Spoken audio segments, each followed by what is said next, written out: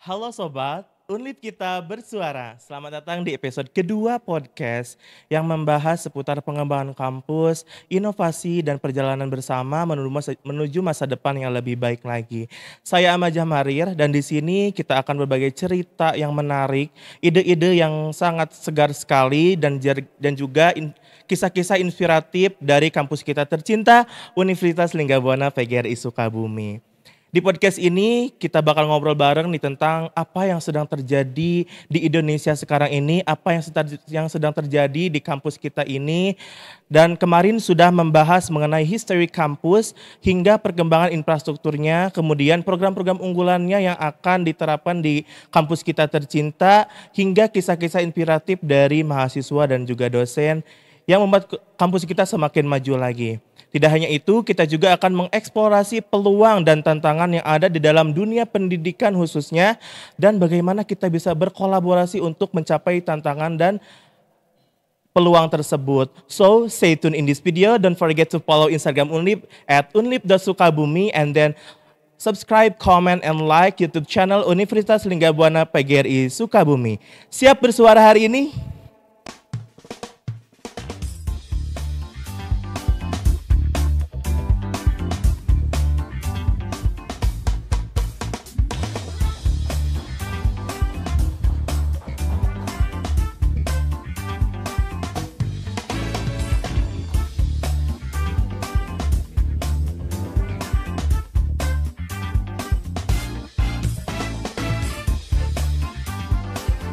Pada episode kali ini kita akan membahas mengenai tantangan pendidikan dan pentingnya membangun narasi sebagai bangsa Indonesia.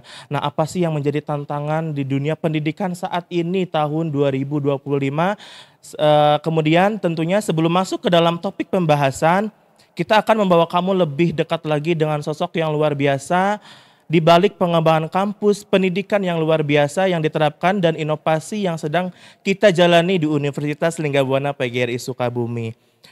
Pada episode kali ini kita akan mengupas tuntas seorang pemateri yang tak hanya berperan aktif di dunia akademik, beliau juga seorang penulis buku yang sudah banyak sekali karyanya dan juga seorang publisher jurnal serta beliau adalah seorang public speaker yang sangat hebat yang berbagai acara beliau sebagai narasumbernya dan juga aktif berorganisasi.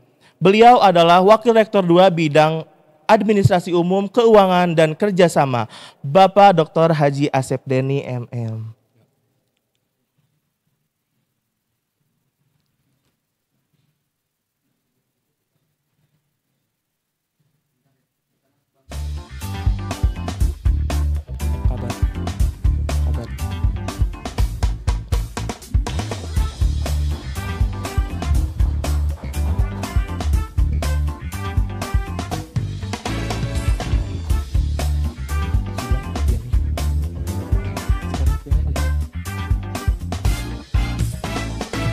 Selamat siang Bapak.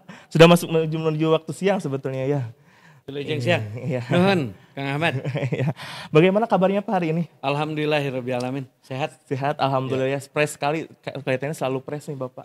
Harus selalu fresh. Iya. Dan harus selalu nampak fresh. Iya, biar terlihat cakep gitu ya. Biar vibes-nya enak buat semua.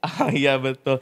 Nah, sebelum tanya-tanya tentang pendidikan nih Iya. Pak, kita temanya tentang pendidikan dan Iya. juga narasi bangsa nih. Iya. Sebetulnya kondisi saat ini pendidikan di Indonesia itu seperti apa? Kita harus lihat dulu dari sisi educational global. Jadi global education, pendidikan global dan pendidikan di Indonesia. Berkaitan dengan tantangan dan peluang itu dulu yang pertama. Karena kenapa kita harus berangkat dari situ? Karena kebutuhan sekarang yang dibutuhkan dunia kerja adalah lulusan-lulusan yang qualified. Lulusan-lulusan yang bagus, lulusan-lulusan yang memang siap berkompetisi, ya, bersaing. Di dunia pendidikan global ada isu yang paling mendasar sekarang adalah banyak termasuk di Indonesia banyak lulusan perguruan tinggi, tapi perguruan tinggi itu menjadi lulusannya adalah lulusan berpendidikan tapi menganggur, gitu. Unemployment educated. Jadi banyak orang yang berpendidikan tapi tidak memiliki pekerjaan. Nah ini kan menjadi masalah besar. Betul, betul. Artinya adalah kalau di dunia internasional, di dunia global bahwa ini sedang mengacu pada proses persaingan yang makin bagus. Di satu sisi mereka berkompetisi, sementara di Indonesia kita masih melihat ranking-ranking perguruan tinggi yang masih di atas 500 dari sisi ranking dunia. World Ranking Education. Ya itu menjadi tantangan tersendiri. Apa artinya artinya bahwa kita harus mencoba mengakselerasi dunia pendidikan di Indonesia untuk makin bagus ke depan. Kemudian yang kedua adalah berkaitan dengan hilangnya pekerjaan-pekerjaan yang selama ini ada. Nah ini yang paling menarik ya. Jadi pekerjaan-pekerjaan yang selama ini yang sifatnya rutinitas, pekerjaan perkantoran, administratif, itu adalah pekerjaan-pekerjaan yang akan hilang dengan sendirinya. Bahkan pekerjaan-pekerjaan yang sifatnya inovasi pun kalau dia tidak terus berubah dan tidak merubah diri maka dia akan ditinggalkan. Lalu bagaimana dampaknya terhadap Indonesia? Ya, dampaknya terhadap Indonesia, pendidikan Indonesia adalah Indonesia harus sekarang menjadi pendidikannya lebih maju, berkembang, kemudian berdaya saing dan dibutuhkan oleh dunia kerja. Kita melihat bahwa setiap tahun perguruan tinggi di Indonesia adalah perguruan tinggi yang terus mencetak sarjana dari berbagai disiplin ilmu. Tapi ada mereka yang memang sangat bagus lulusannya, ada yang menengah, ada yang sangat rendah sumber dayanya. Jadi disparitas ini tentu harus semakin dikikis, semakin dikecilkan sehingga memiliki kualifikasi yang relatif merata. Kenapa ini harus dilakukan? Karena ini kalau kita tidak mampu melakukan ini, ya peningkatan kualitas di dalam pendidikan, artinya di dalamnya ada kurikulum yang bagus, di dalamnya ada proses pembelajaran perkuliahan yang bagus, ada proses evaluasi juga yang bagus, bagaimana penyalurannya kepada dunia kerja, bagaimana dibutuhkan oleh dunia kerja, bagaimana yang paling penting ada dua hal. Jadi mahasiswa lulusan sebuah perguruan tinggi memiliki dua hal ini. Satu adalah creativity dan dua inovasi. Untuk creativity dan inovasi ini itu membutuhkan orang-orang yang memiliki tiga hal. Satu adalah memiliki critical thinking, cara berpikir kritis. Itu adalah kebutuhan skill, kebutuhan masa yang akan datang. Yang kedua adalah perubahan mindset, cara berpikir. Bahwa dunia terus berubah, bahwa kebutuhan dunia terus berubah. Bahwa bidang-bidang tertentu akan terus bergerak, lebih kecil tapi lebih tajam dan itu akan terus berubah. Kemudian yang ketiga yang paling penting bagaimana membangun komunikasi, membangun akselerasi dengan para pihak supaya bisa kita mengetahui tentang perkembangan yang ada. Itu yang paling penting. Jadi keadaannya kurikulum yang luar biasa akan membantu sebagai akademik atau misalkan kampus kita akan lebih maju lagi? Oh iya, kampus dimanapun termasuk Unlip. Ya, jadi kampus dimanapun sekarang harus terus melakukan perubahan-perubahan. Bahkan tiap tahun itu harus dievaluasi. Bahkan tiap 1 semester, tiap 6 bulan itu harus dievaluasi. Sehingga kurikulum yang kita gunakan ini dibutuhkan di masa yang akan datang. Oleh sebab itu membutuhkan dua hal. Satu adalah kolaborasi antar para pihak. Di sini yang ada di dalam perguruan tinggi. Yang kedua adalah kolaborasi antar pihak yang di luar perguruan tinggi. Termasuk dunia usaha dan dunia industri. Industri sekarang misalkan di industri manufaktur membutuhkan sumber daya apa? Kita Unli punya 7 program studi. 7 program studi ini bisa masuk di industri manufaktur untuk apa saja. Gitu. Kemudian di industri pertanian misalkan karena kita punya pertanian, itu apakah hanya teknik industri pertanian saja yang bisa dibutuhkan? Kan tidak. Bahwa di pertanian pun butuh orang manajemen. Bahkan di pertanian butuh orang akuntansi. Jadi di situ letaknya membangun kolaborasi antar pihak. Gitu. Oke gitu. Adanya kolaborasi ya tadinya betul sekali. Nah kemudian dengan tantangan pendidikan ini ada ketimpangan akses pendidikan masih menjadi masalah sebetulnya ya Pak ya. Betul. Terutama di daerah terpencil. Nah menurut Bapak apa faktor utama yang menyebabkan hal ini terjadi? Itu yang disebut ketidakmerataan. Ketidakmerataan ini sebenarnya adalah tugas semua. Pertama tugas government ya, pemerintahan. Karena kebetulan di Indonesia ini untuk otoritas kewenangan pengelolaan pendidikan itu untuk perguruan tinggi ada langsung di bawah kementerian. Sekarang Kementerian Pendidikan Tinggi dan Saintek ya, Sains dan Teknologi itu.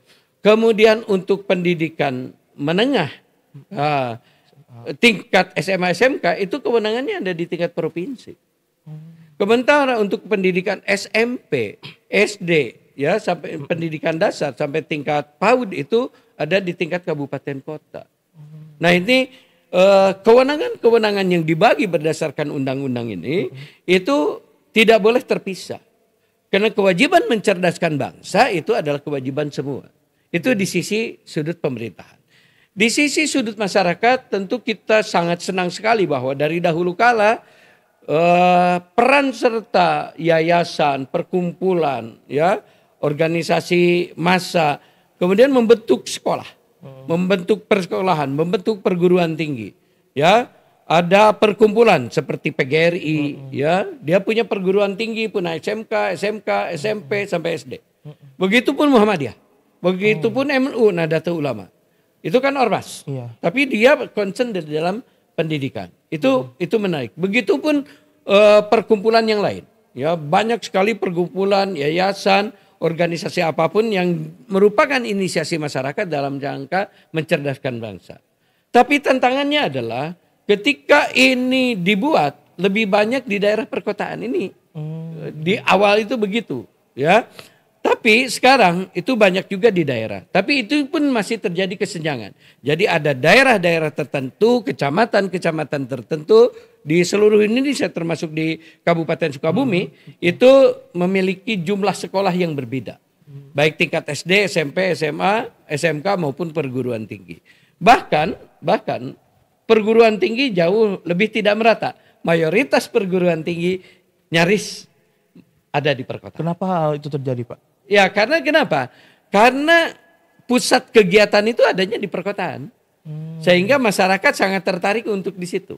Gitu. Saatnya sekarang perguruan tinggi untuk terus membuka akses.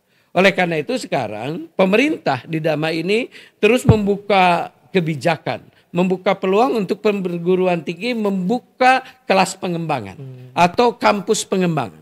Kampus pengembangan ini kalau kita misalkan di kota, kita boleh membuka kampus di kabupaten untuk mendekatkan dengan masyarakat yang ada di daerah itu yang tidak ada perguruan tinggi. Program ini ya dari pemerintah yang harus disambut baik oleh perguruan tinggi termasuk Universitas Tringgabuana sehingga ke depan bisa melayani kebutuhan untuk melanjutkan studi di perguruan tinggi. Gitu. Iya, baik ya. Oke, selanjutnya nih banyak kritik yang menyebutkan bahwa metode pengajaran yang digunakan saat ini ya tentunya keseluruhan universitas perguruan tinggi lah gitu Pak, masih terlalu konvensional berpusat pada guru, bagaimana cara guru mengajarkan anak muridnya atau siswanya dan kurang memberikan ruang bagi siswa atau mahasiswa untuk berpikir kritis serta berkreasi. Nah, pandangan Bapak hal tersebut seperti apa? Sehebat apapun kurikulum yang dikembangkan, apabila sumber daya dosennya, sumber daya pengajarnya, sumber daya pendidiknya di semua tingkatan, dari mulai perguruan tinggi, SMA, SMK, SMP sampai SD tidak akan pernah berubah. Kalau tidak mau berubah. Apalagi di perguruan tinggi. Kalau di perguruan tinggi para dosennya dia tidak kreatif, tidak inovatif. Bahkan tidak, dosen kan harus menulis. Dosen harus membuat jurnal. Dosen harus mengembangkan metode-metode baru. Metodologi pembelajaran, 31 metodologi pembelajaran yang dipelajari. Itu harus dikembangkan di kelas. Bukan sekedar metode ceramah. Bukan sekedar menampilkan bahan ajar di situ. Tapi membuka ruang, membuka diskusi. Tugas-tugas yang sifatnya inovatif. Tugas-tugas yang merangsang untuk berpikir. Membuat proyek-proyek perubahan. Membuat proyek-proyek yang bisa mereka menampilkan gagasan, ide mereka secara genuine di situ. Dan itu harus dikasih channel. Dikasih ruang, dikasih saluran oleh siapapun pendidik, siapapun pengajar. Sehingga pembelajaran itu menjadi menarik, pembelajaran itu menjadi terbuka. Dan yang paling penting, mahasiswa didorong untuk dihargai gagasannya. Untuk dihargai idenya. Karena selama ini mayoritas itu lebih satu arah. Jadi nggak ada bedanya pembelajaran masa lalu dengan masa sekarang. Iya, betul. Gitu. Kemudian datang ke kelas, ya. Kemudian buka laptop, kemudian ditampilkan mengajar, kemudian menerangkan. Dibuka ruang diskusi sedikit. Iya. Padahal ketika di perguruan tinggi, ruang-ruang itu harus diubah modelnya. Menjadi pembelajaran yang harus berpusat lagi pada mahasiswa. Dengan kemampuan dosen yang sangat mumpuni. Iya. Nah tentu dosen yang sangat mumpuni ini ada dosen yang wajib belajar dia. Dia harus belajar. Dia harus jauh lebih tahu dari mahasiswa. Kalaupun dia tidak lebih tahu dari mahasiswa, dia belajar juga dari mahasiswa. Itu perlunya take and give. Itu akan menjadi dosen pembelajar yang hebat ke depan. Karena dengan jumlah mahasiswa yang banyak, dengan misalkan satu kelas ada 30 gagasan, maka semua yang di kelas itu baik mahasiswa maupun dosen akan memiliki wawasan, akan memiliki view, akan memiliki tambahan pengetahuan. Bagaimana gagasan dan ide dari masing-masing 30 mahasiswa itu menjadi kekayaan tersendiri untuk membangun kelas yang sangat inovatif dan dinamis. Oke. Gitu. Jadi perlunya ada interaktif antara dosen dan juga mahasiswa gitu ya. Biar mahasiswa Tapi itu. Tapi sekali lagi dosen harus menulis. Iya, Dosen jurnal. harus membuat Buku. jurnal juga. Mau menulis buku, menulis penelitian. Bagaimana kita hanya menampilkan saja penelitian orang? Bagaimana kita menampilkan saja buku-buku orang sementara kita sendiri tidak menampilkan itu? Betul. Itu kan adalah tantangan. Tapi apakah semua bisa? Belum tentu juga. Tapi apakah harus bisa? Iya. Kan kuncinya bukan bagaimana universitas saja, Iya, tapi betul. bagaimana dosen itu bisa berkreasi, bisa berinovasi, meluangkan waktu untuk terus belajar dengan berbagai kesibukan dan kewajibannya, karena itu adalah meningkatkan namanya ada personal dignity. Jadi martabat dosen itu ada di situ. Oke, nah itu kan tadi tentang tantangan pendidikan baik yang terjadi di seluruh perguruan tinggi maupun yang lainnya. Nah, kemudian kita akan membahas mengenai narasi bangsa. Nah, Gitu. Menarik apa nih sekali narasi bangsa apa nih. artinya? Apa sebetulnya yang merupakan narasi bangsa itu apa, Pak? Ya apa? Karena pertanyaan narasi bangsa ya Pak, yang bertanya harus jelaskan dulu kan, Iya. biar publik tahu. Narasi bangsa yaitu sebuah informasi yang diberikan ataupun hal-hal yang harus kita informasikan ke publik hari ini, bagaimana kita bisa memperkuat narasi identitas dan juga memperjelas tujuan pendidikan bagi generasi mendatang. Nih, di narasi bangsa ini ada beberapa pembahasan nih Pak terkait media yang cocok untuk menyampaikan sebuah narasi tentunya di era 5.0 ya, mungkin sekarang ya. 5.0 era maksudnya. Itu media apa yang cocoknya? Ada 12 kompetensi masa depan. Salah satunya adalah membangun komunikasi para pihak. Membangun komunikasi di internal, membangun komunikasi dengan dunia luar. Jadi komunikasi itu membutuhkan alat. Dan alatnya banyak sekarang. Dulu kita tidak pernah mengenal podcast seperti ini nih. Iya, betul. Ini kan keren. Ya walaupun ini sudah berkembang kan sangat lama sekali. Gitu kan. Gitu. Kemudian dulu tidak ada yang namanya Facebook. Dulu tidak ada yang namanya Instagram. Dulu tidak ada yang namanya Twitter. Sekarang bernama X. Gitu kan. Dulu tidak ada TikTok. Iya, betul. Iya kan? Sekali Dan banyak kesat. platform lainnya. Itu seabrek sekali. Jadi proses bagaimana menarasikan sebuah program, bagaimana mengkomunikasikan gagasan, ide, itu banyak sekali platform. Baik dilakukan oleh orang per orang maupun dilakukan oleh perguruan tinggi. Gunakan semua saluran itu untuk meningkatkan motivasi, untuk mengendorse, untuk mendorong bagaimana publik, bagaimana masyarakat untuk meningkatkan kualitas pendidikannya. Apalagi sekarang pendidikan itu banyak sekali salurannya, ya. Kalau yang memiliki kemampuan ekonomi tidak menjadi masalah, tapi kemampuan masyarakat sangat beragam. Salah satunya adalah yang tidak memiliki kemampuan ekonomi. Ada banyak beasiswa yang dilakukan oleh pemerintah, ya, baik melalui kuliah maupun beasiswa lainnya, ya.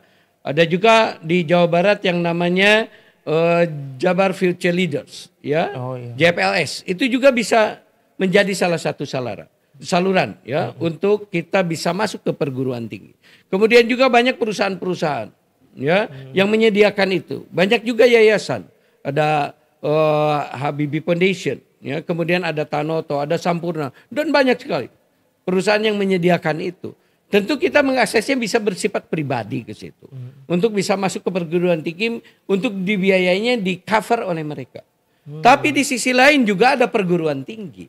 Yang perguruan tinggi itu adalah menyediakan biaya yang sangat terjangkau. Unlip adalah salah satu perguruan tinggi yang biayanya sangat terjangkau. Betul. Mungkin paling kompetitif ya. Iya. Dalam bahasa sederhananya paling murah dibanding perguruan tinggi yang lainnya. Tapi bukan murahan. Kenapa? Karena sekarang akreditasi itu akreditasi itu berlaku untuk negeri maupun swasta. Jadi tidak dilihat apakah dia berstatus negeri ataupun swasta. Jadi salah satu kualitas itu dilihat dari akreditasinya. Di Unlip akreditasi institusinya kan sudah sangat baik. Ya, beberapa mayoritas program studi sangat baik. Artinya adalah Unlip memiliki kualifikasi itu, tapi biayanya sangat terjangkau.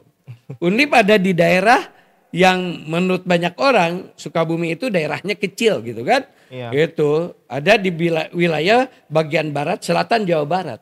Tapi di satu sisi sebenarnya Universitas Linggabuana adalah salah satu perguruan tinggi di satu sisi menyediakan biaya dengan relatif murah ya.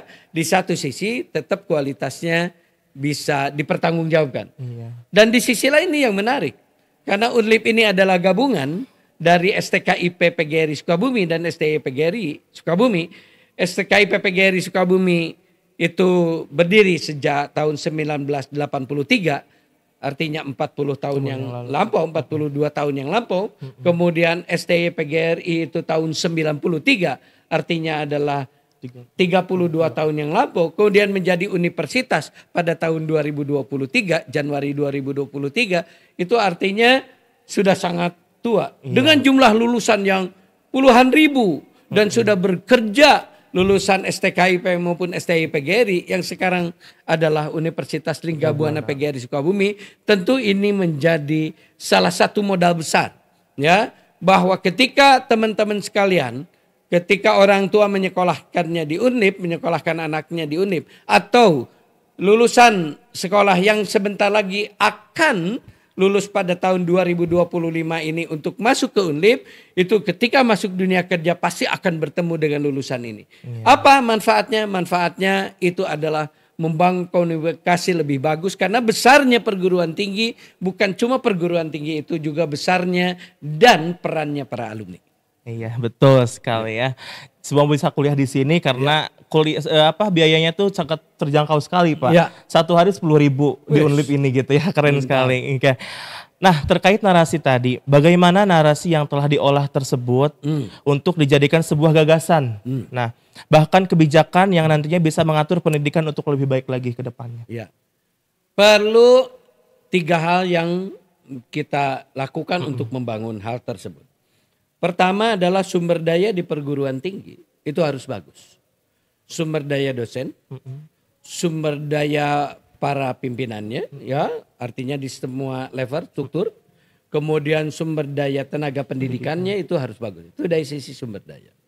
Itu selain harus kolaboratif, dia harus memiliki visi dan misi yang sama untuk membangun perguruan tinggi ini adalah perguruan tinggi yang maju, berkembang, dan unggul ke depan.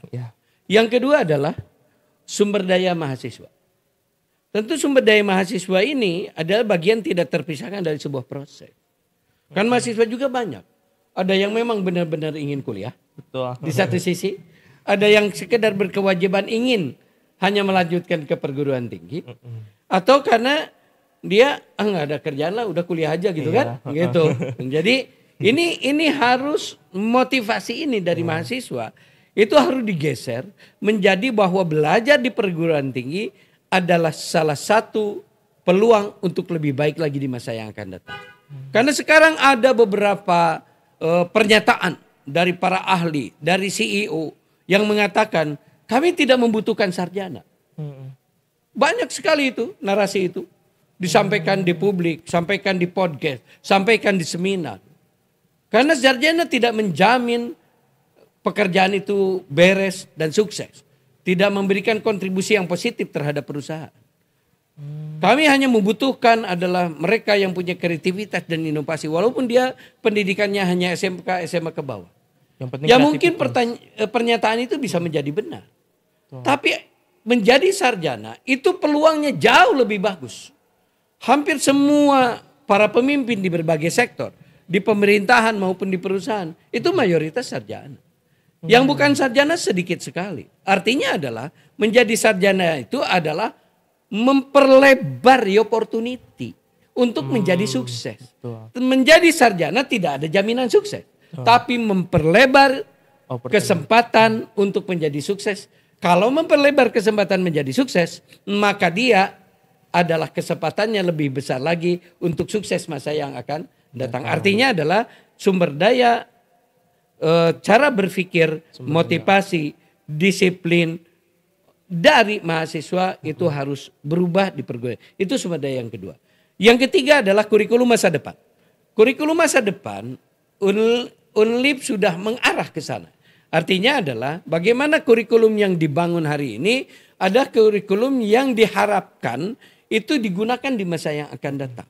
Ya, yang dia membangun inovasi kreativitas dengan berbasis teknologi. Karena sekarang teknologi bukan segalanya. Teknologi adalah alat. Tapi alat itu yang akan mengakselerasi. Alat itulah yang akan mendorong kita menjadi lebih maju. Tapi apapun itu, kurikulum yang hebat, sumber daya yang hebat, kemudian dosen-dosennya juga yang qualified. Kalau tidak dibangun sinergitas di dalam, itu tidak akan menjadi lebih bagus, lebih bersaing, lebih berguna, lebih bermanfaat di masa yang akan datang. Iya, betul. Nah, Unlip kita bersuara tadi adalah masih sedikit nih penjelasan, belum memperlebar, belum memperkerucut tentang tantangan pendidikan dan juga narasi bangsa. Mengenai tantangan pendidikan dan juga dalam menghadapi tantangan tersebut diperlukannya narasi bangsa yang kuat dan koheren. Tapi kita akan kupas tuntas lebih dalam lagi mengenai tantangan yang dihadapi di dunia pendidikan dan pentingnya narasi bangsa untuk pendidikan. So, stay tuned in this video. Don't forget to follow Instagram Unlip @unlip.sukabumi. And don't forget drop your comment in live Instagram Unlip. Kita akan kembali lagi setelah jeda berikut ini.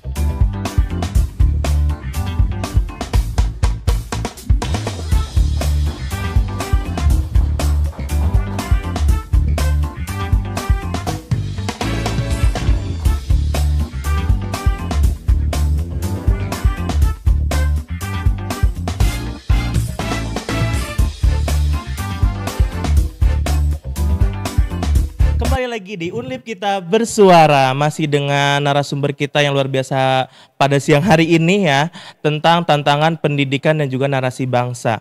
Nah, kita kumpas tuntas lagi tentang tantangan nih, tantangan yang dihadapi di dunia pendidikan saat ini. Yang pertama ada akses dan kesenjangan pendidikan. Ya, akses kesenjangan. Bagaimana kesenjangan akses terhadap pendidikan berkualitas antara daerah perkotaan dan perdesaan masih menjadi tantangan yang sangat besar untuk saat ini nih Pak. Iya. Dan sejauh mana teknologi dalam berperan sebagai solusi atau justru memperdalam ketimpangan tersebut nih Pak dengan adanya teknologi? Dulu seringkali kesenjangan akses itu diartikan sebagai kesenjangan karena ada kesulitan bagaimana masyarakat di daerah atau di pedesaan itu bisa memiliki akses kepada dunia pendidikan. Kan gitu, ya. Kesulitan itu bisa berupa karena transportasi. Kesulitan itu bisa karena memang komunikasi secara basis teknologinya rendah, karena infrastruktur teknologinya tidak memadai. Dan termasuk terjadi hari ini. Gitu. Akses juga bagaimana mereka tidak mengetahui tentang program pemerintah, bahwa pemerintah menyalurkan beasiswa. Akses yang kesulitan mereka juga, mereka tidak mendapatkan informasi yang utuh tentang perkembangan dunia pendidikan. Ya, nah, bagaimana mensiasati itu? Sebenarnya tugas membangun infrastruktur, akses untuk ke dunia pendidikan bukan cuma kewajiban perguruan tinggi. Bukan cuma kewajiban mereka yang memiliki persekolahan. Bukan cuma kewajiban mereka yang mengelola dunia pendidikan. Tapi yang paling penting akses ini adalah bagaimana kebijakan itu yang dilakukan oleh pemerintah itu bisa membuka ruang itu supaya aksesnya mudah. Kalau akses infrastruktur misalkan jalan, karena mereka susah dari daerah ke perkotaan, karena buruknya atau tidak bagusnya akses jalan, maka itu bukan kewajiban perguruan tinggi. Itu adalah kewajibannya pemerintah. Kalau akses teknologi, itu ada kewajiban pemerintah untuk memudahkan bagaimana vendor bisa masuk dan memperoleh izin yang mudah. Sehingga di daerah-daerah tertentu, itu tidak lagi ada blank area. Sehingga siapapun bisa mengakses. Tapi hari ini itu yang namanya infrastruktur teknologi itu belum menjangkau akses seluruh Indonesia. Sampai ke daerah-daerah. Di kota Sukabumi tidak menjadi masalah. Tapi di Kabupaten Sukabumi ada daerah-daerah tertentu kalau kita berkunjung ke situ itu sinyal nggak ada. Padahal kita punya gadget, kita punya perangkat teknologinya. Semakin banyak pemerintah membuka ruang untuk perusahaan-perusahaan bisa membuka BTS ya, itu di daerah-daerah tertentu akses lebih mudah. Tapi sekarang kan makin bagus.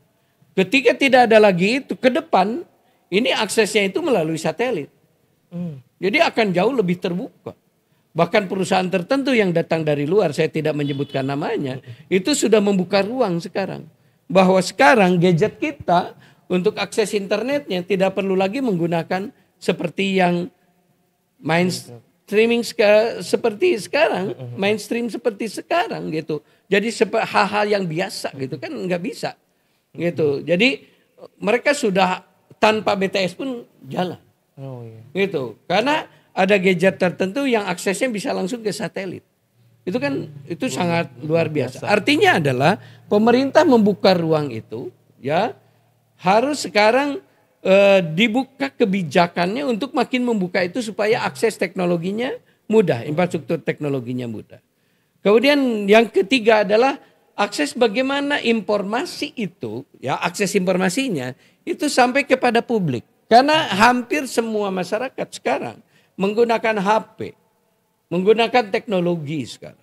Dan akses itu harus mendapatkan ruang bagi kita perguruan tinggi termasuk UNLIP untuk terus menginformasikan tentang dunia pendidikan termasuk keberadaan universitas. Dengan program-programnya yang terus berjalan. Jadi itu yang sangat penting saat ini.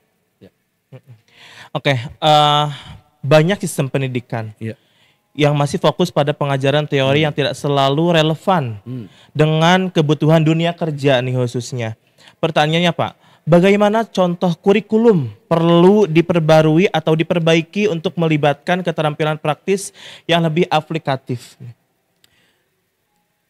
Masuk dunia kerja itu tentu perlu keterampilan tertentu. Maka ketika keterampilan tertentu yang dibutuhkan, di dunia kerja bukan sekedar butuh manajer, tapi manajer itu harus menguasai teknologi. Misalkan di dunia kerja butuh coding, butuh programming, berarti butuh programmer. Harus ada.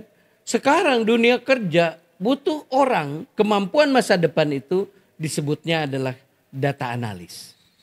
Ya, analisis data ini yang dibutuhkan ke depan.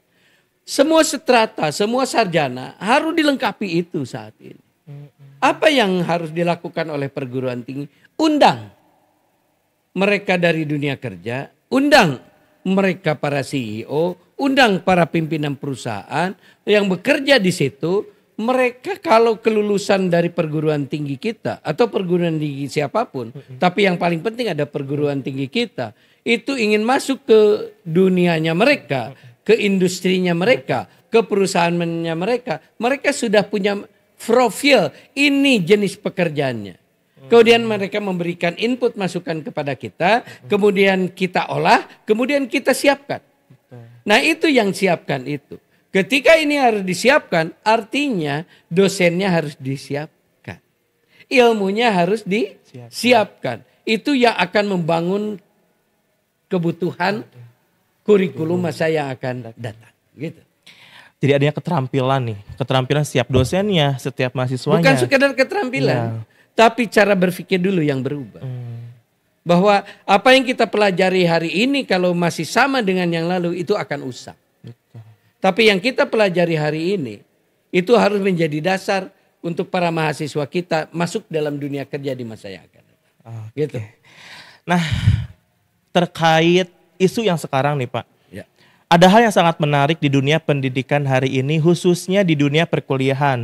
Bahwa ada UKT tahun 2025 akan naik berdasarkan informasi rancangan perubahan anggaran Kemdikti Saintek tahun 2025. Bagaimana tanggapan Bapak dan apakah hal ini akan terjadi di kampus tercinta kita Pak? Pertama harus dilihat bahwa setiap kebijakan pemerintah apapun pasti memiliki impact, memiliki dampak. Apakah dia dampak positif atau dampak negatif. Kemudian Presiden Prabowo di dalam rapat kabinet, salah satu agendanya adalah melakukan pemangkasan anggaran. Pemangkasan anggaran ditujukan untuk efisiensi anggaran. Efisiensi anggaran artinya anggaran harus digunakan secara tepat kan gitu. Sehingga banyak berkurang dari anggaran-anggaran di kementerian termasuk Kementerian Pendidikan Tinggi. Yang jadi khawatir walaupun hari ini kebijakannya belum tertulis. Belum ada SK-nya. Dari kementerian belum ada SK-nya sampai hari ini. Itu kan baru arahan presiden. Jadi ini khawatirnya salah satu kebijakan itu adalah kebijakan keberlanjutan KIP kuliah. Itu kan tugasnya pemerintah. Dalam rangka mencerdaskan bangsa. Kita berharap melalui podcast ini mudah-mudahan suatu saat sampai ke pemerintah. Khusus untuk KIP kuliah. Untuk semua masyarakat. Ya, untuk semua warga negara. Karena KIP kuliah ini diperuntukkan bagi mereka yang dari keluarga ekonomi tidak mampu. Gitu. Selain prosesnya harus bagus dan terus diawasi, tentu KIP kuliah ini jangan sampai dikurangi. Bahkan harusnya ditambah. Semakin bertambah penduduk Indonesia, semakin bertambah jumlah rakyat miskin. Semakin banyak orang dari kalangan keluarga tidak mampu untuk melanjutkan studi di perguruan tinggi. Maka harus dibantu dan itu adalah kewajiban pemerintah. Artinya melalui KIP kuliah itu harus terus ditingkatkan. Jangan sampai ada pengurangan, jangan sampai ada pemangkasan. Itu yang pertama. Yang kedua ke perguruan tinggi. Kalau perguruan tinggi mungkin perguruan tinggi negeri akan sangat terasa. Ya. Sangat terasa. Mungkin juga di perguruan tinggi negeri karena kurangnya anggaran dari pemerintah itu bisa menaikkan UKT-nya. Tapi untuk perguruan tinggi swasta yang biaya kuliahnya tidak dibantu kecuali mahasiswa yang melalui KIP kuliah atau beasiswa lainnya dari pemerintah, itu kan tidak menjadi masalah hari ini. Betul. Bahkan justru swasta itu mampu secara agile, mampu secara lincah dengan uang yang ada, dengan uang yang sangat kecil, tapi dia mampu untuk terus bergerak, mampu untuk terus melakukan perkuliahan, mampu untuk terus melakukan proses pembelajaran di perguruan tinggi dengan dana yang sangat minimize, yang sangat sederhana ya, dimaksimalkan. Artinya adalah ini juga peluang bagi teman-teman apabila tidak masuk perguruan tinggi, itu masuk ke perguruan tinggi swasta. Salah satu perguruan tinggi swasta yang insya Allah itu masih terjangkau untuk semua kalangan adalah Universitas Lingga Buana PGRI. Betul sekali, itu sangat dirasakan oleh saya sekali Ya. Pak gitu ya. Sangat murah sekali di sini, terjangkau sekali ya biayanya gitu. Karena ya memang kita perguruan tinggi yang ada di raya swasta gitu ya. Jadi tidak ada pengaruhnya kenaikan UKT gitu. Nah, tadi tentang tantangan di dunia pendidikan. Kemudian masih tentang dunia pendidikan. Pentingnya narasi dalam dunia pendidikan. Ya. Yang pertama ada membangun identitas kolektif. Ya.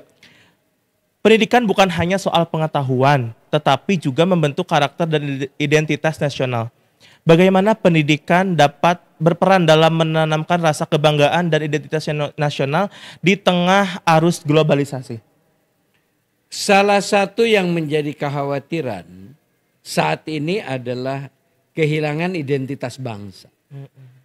Identitas bangsa kan keseluruhan adalah identitas yang melekat di dalam diri kita, memiliki nilai-nilai, memiliki ruh tentang kebangsaan. Mencintai bangsa ini sepenuh hati, rela berkorban untuk bangsa ini, berjuang untuk bangsa ini. Begitupun belajar untuk memajukan bangsa ini. Ini kan seringkali menjadi kehilangan makna sekarang. Nah, itu adalah kewajiban juga kita semua.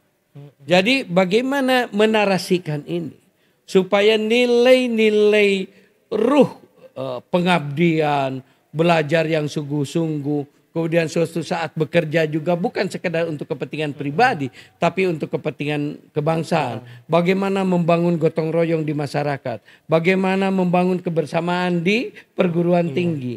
Itu kan harus dibangun juga, diberikan contoh oleh mahasiswa. Saya dan semua para pendidik, para pengajar, tentu setiap masuk kelas senantiasa memberikan motivasi, memberikan dorongan, memberikan contoh-contoh untuk membangun jiwa-jiwa nasionalisme.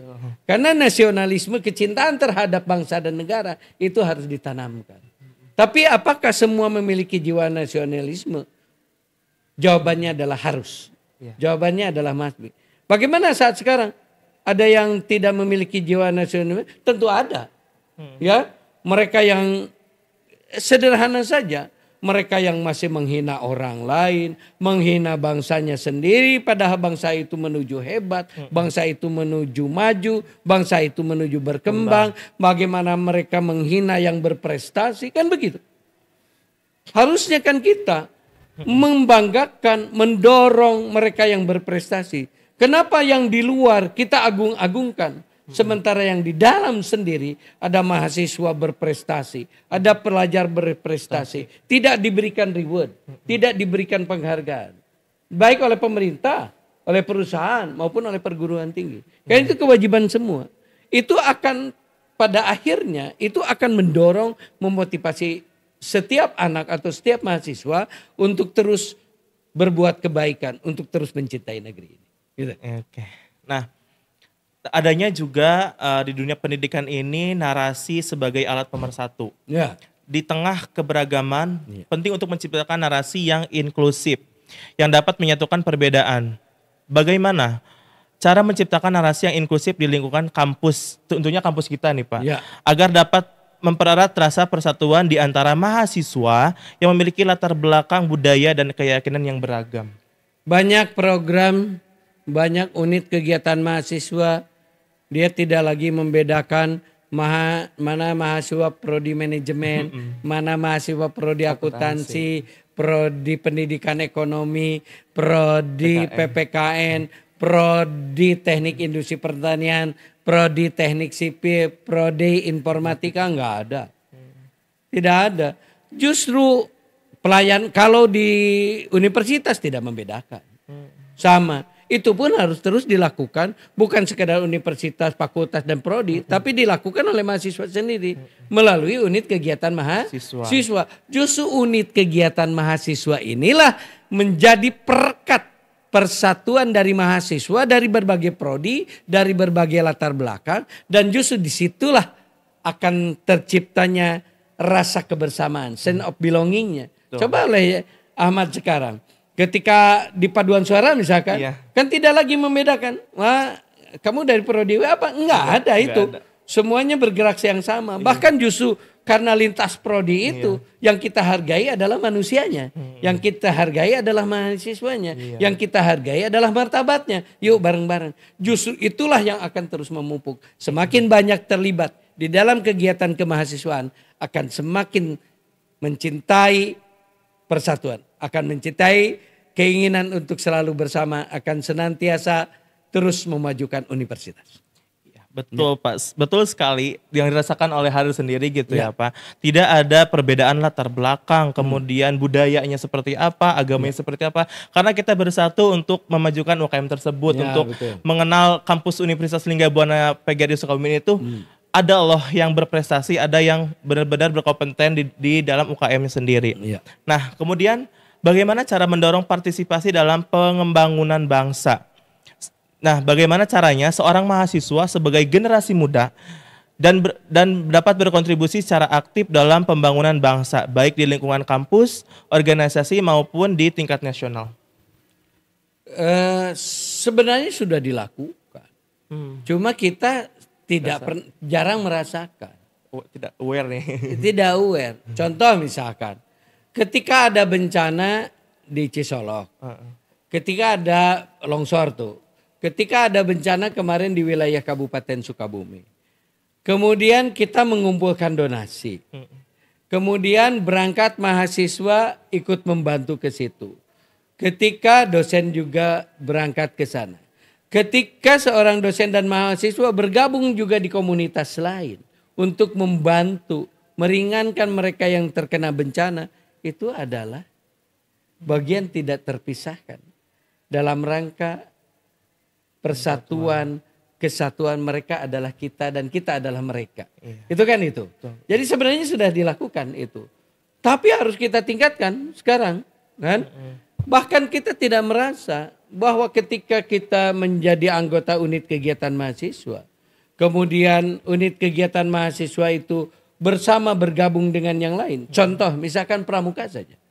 Misalkan ya, itu kita mengundang dari yang lain. Ya, mengundang dari SMA, menyelenggarakan kegiatan yang lain. Itu kan memotivasi, mempersatukan mereka melalui kegiatan kepramukaan di kampus Universitas Lingga Buana PGRI Sukabumi. Itu kota kabupaten Sukabumi, Bogor, Depok, Bekasi, Bandung, dari mana-mana datang ke sini. Kita coba persatukan di sini. Kita sudah melakukan itu dan terus akan melakukan itu. Itu wujud kita untuk universitas bagaimana berbakti untuk meningkatkan karakter bangsa yang bagus ke depan. Karena di situ bukan sekedar pengetahuan, tapi yang paling penting adalah membangun karakter.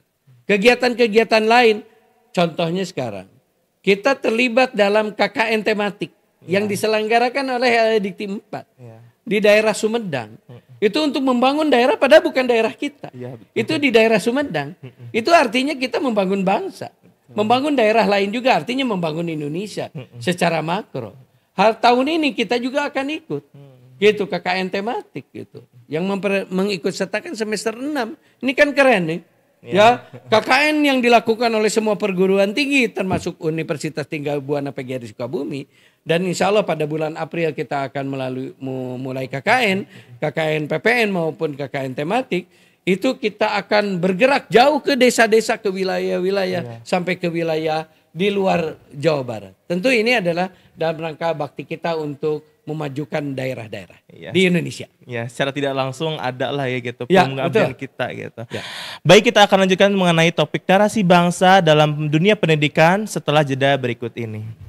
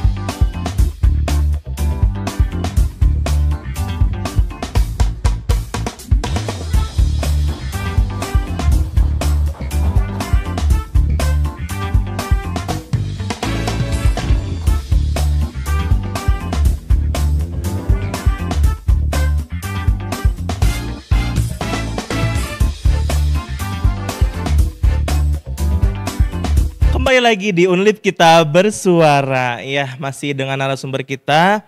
Dan tentunya kita membuka ruang untuk kalian berkomentar, bertanya kepada narasumber kita yang hebat ini. Ini ada komentar dari akun Abin RDN 23. Beliau bertanya, Bapak, bagaimana tanggapan Bapak tentang efisien anggaran pendidikan? Baik, saya sudah katakan tadi ya berkaitan efisiensi anggaran. Jadi pemangkasan yang dilakukan oleh pemerintahan Pak Prabowo ini adalah efisiensi. Hakikat dari efisiensi itu sebenarnya adalah supaya anggaran ini tepat sasaran kan gitu. Mungkin dilakukan pemangkasan itu karena selama ini dianggap tidak tepat sasaran. Terjadi pemborosan. Bagaimana di dunia pendidikan? Mungkin untuk program-program tertentu sudah sangat efisien. Bahkan untuk beasiswa itu sudah efisien, sudah tepat sasaran. Bahkan beasiswa LPDP itu sudah efisien. Mereka sudah menghitung besarannya berapa biaya yang harus digunakan oleh perguruan tinggi, berapa yang harus dialokasi menjadi bagian mahasiswa kan. Sebenarnya itu di satu sisi. Tapi yang paling penting ini adalah bagaimana anggaran yang ada itu bisa dimaksimalkan untuk proses pembelajaran yang berkualitas. Ya, artinya anggaran yang ada itu harus mampu membiayai proses perkuliahan. Dia harus mampu membiayai bagaimana ke depan bisa melakukan penelitian yang bagus. Bagaimana ke depan bisa melakukan pengabdian masyarakat yang bagus. Itu senantiasa di dalam proses yang harus dievaluasi. Nah, ini ketepatan efisiensi anggaran jangan diartikan bahwa efisiensi anggaran ini adalah pengurangannya. Tapi yang paling penting efisiensi anggaran ini adalah ketepatannya. Jadi soal kan bisa saja terjadi, bisa anggarannya besar tapi efektif, tapi ada anggaran kecil juga tidak efektif. Tapi kalau anggaran besar tidak efektif, anggaran kecil itu harus efektif kan gitu. Anggaran besar itu bagus kalau dia efektif, tapi keanggaran besar tidak bagus kalau dia boros kan gitu. Hanya sekarang karena pemerintah dalam pandangan saya pribadi banyak yang harus dibiayai, tentu hal-hal tertentu yang harus diefisienkan.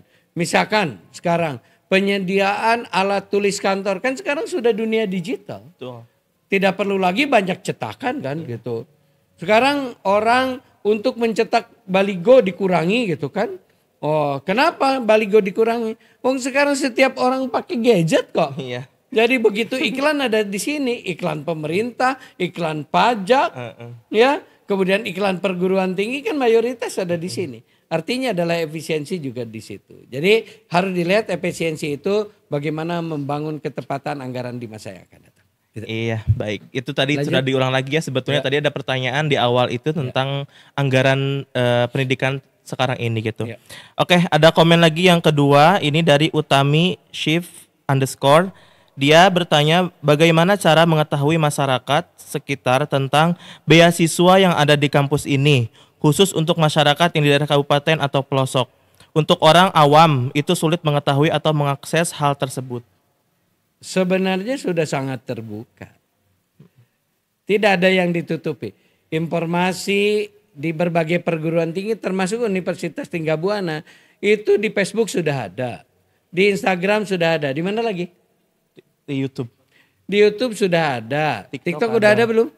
Di TikTok sudah ada. Kemudian berkunjung ke situ, di webnya sudah ada.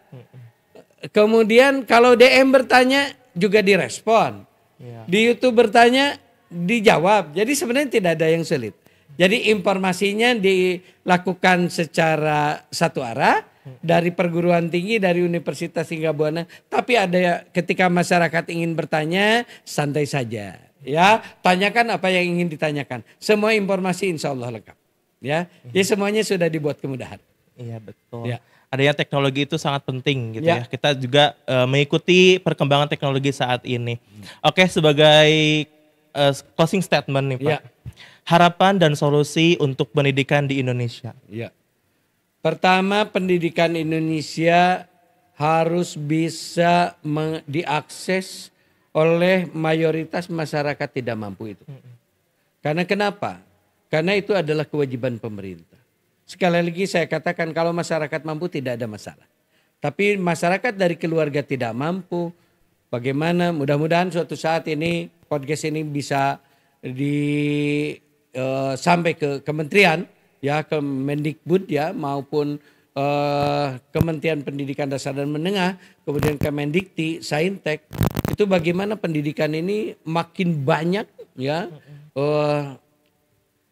dana yang dialokasikan untuk beasiswa mahasiswa maupun siswa. Sehingga kualitas pendidikan Indonesia bisa lebih merata dan bisa lebih meningkat lagi. Itu yang pertama. Yang kedua adalah bagaimana pemerintah termasuk perguruan tinggi untuk terus membangun kolaborasi baik dengan luar negeri, perguruan tinggi lain, dengan dunia usaha dan dunia industri, sehingga kalau mau melanjutkan ke tingkat yang lebih tinggi atau program yang lebih tinggi, baik akademik maupun vokasi, itu bisa dilakukan secara bersama-sama. Kemudian bagaimana perguruan tinggi dan pemerintah bisa mengakses kepada perusahaan-perusahaan di mana perusahaan itu membutuhkan perguruan tinggi, dan di situ ini sudah berjalan sebenarnya, tapi harus terus dikembangkan dan ditingkatkan. Jadi ketika tidak ada lagi nanti yang harus cari-cari, mereka menjajakan lagi suatu saat, datang ke sana kemari, menawarkan ijazah, memasukkan proposal, memasukkan CV-nya gitu. Tapi sudah di mapping. Ketika masuk ke perguruan tinggi, ini yang dibutuhkan. Perguruan tinggi ini yang siap dari kami. Sesuai dengan spesifikasi, sesuai dengan kualifikasi yang dibutuhkan oleh perusahaan atau pemerintahan tersebut. Ya, itu. Kemudian yang ketiga adalah yang paling penting ini adalah membangun sinergi dan kolaborasi antara pemerintah, kemudian yayasan atau perkumpulan, kemudian perguruan tinggi dan persekolahan untuk membangun kualitas secara bersama-sama. Ya. Iya, itu adalah harapan dan solusi untuk pendidikan di Indonesia ke depannya. Dan terakhir nih Pak, harapan 10 tahun untuk kampus kita tercinta Universitas Linggabuana PGRI Sukabumi. Iya. 10 tahun ke depan, artinya 10 tahun dari tahun 2025. Berarti tahun 2035. Satu ada perguruan tinggi berkualitas. Dua, perguruan tinggi yang berkembang. Yang ketiga, perguruan tinggi yang unggul. Untuk menciptakan ini, tentu harus meningkatkan kualitas perguruan tinggi, kualitas dosen, kualitas mahasiswa, kualitas proses pembelajaran, kualitas hasil belajar, dan bagaimana kualitas lulusannya. Yang berikutnya adalah bagaimana perguruan tinggi ini terus mengadaptasi diri dengan perkembangan-perkembangan yang ada. Perkembangan kebutuhan dari dunia usaha, dunia industri, perkembangan dari kemajuan teknologi, perkembangan dari dunia yang ada di luar dunia pendidikan tinggi, tapi mereka harus punya akses kepada perusahaan-perusahaan yang sifatnya nasional maupun multinasional, sehingga ini akan menjadi keunggulan tersendiri dari UNLIP di masa yang akan datang. Apakah ini akan terbentuk? Insya Allah. Terima kasih. Iya. UNLIP kita bersuara, akhirnya kita selesai sudah pada episode kali ini tentang tantangan pendidikan dan juga narasi bangsa. Terima kasih Bapak yang sudah menyempatkan waktu di tengah kesibukannya ya saat ini. Kang Ahmad nuhun, teman-teman nuhun ya. Keren ini. Terima kasih telah mendengarkan episode kali ini di UNLIP kita bersuara. Semoga obrolan yang kami sajikan memberikan inspirasi dan perspektif baru untuk teman-teman semua. Jangan lupa untuk terus mengikuti kami di episode-episode selanjutnya. Jika ada pertanyaan atau saran, jangan ragu untuk menghubungi kami di media sosial. Sampai jumpa lagi di UNLIP kita bersuara. Tempatnya suara, ide, dan cerita bersatu. Selamat menjalani hari-hari penuh inspirasi.